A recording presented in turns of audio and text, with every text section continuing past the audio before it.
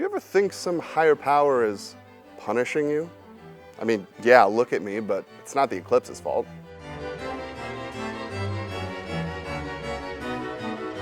If you've ever seen a total solar eclipse before, you know it's a jarring, awe-inspiring experience.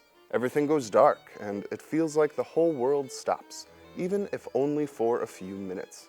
It can be scary. So it stands to reason that a number of cultures around the world have seen the sky go black, fallen to their knees, and cried out to a deity, "Are you mad at me?" Yes, at least if you live in Transylvania. People there have thought of a solar eclipse as the sun angrily turning his back to mankind's bad behavior. Shockingly, it wasn't to give Dracula a free afternoon. The ancient Greeks thought an eclipse was a literal abandonment. They thought the gods were so angry with humans that the sun was going to abandon the earth. Which, yeah, we probably deserve it.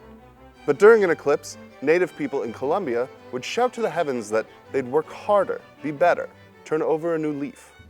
Oh, because like, if you have a leaf and you turn it, it's the same leaf. In China, it's said that emperors thought eclipses were a sort of referendum on them. So their solution was to mostly lie low, stay out of the palace, eat vegetarian, and keep it cool while they performed rituals to restore the sun. I'd say they meant well, but legend has it that at least 2 palace astronomers were beheaded for being drunk on the job and not predicting or reacting to an eclipse. Nobody's perfect. In Suriname, in South America, the Kalina people interpreted it not as higher beings angry at them, but angry at each other. The sun and moon were brother and sister, but they had a, let's say, rocky relationship. During an eclipse, the two came together to resolve their differences, and the darkness meant that one of them had been knocked unconscious. But some good came out of all this. The Batamariba people of Togo and Benin saw eclipses as the sun and moon fighting, sure, but they figured that the way to make it right was by setting an example. So they'd use eclipses as opportunities to resolve old grudges.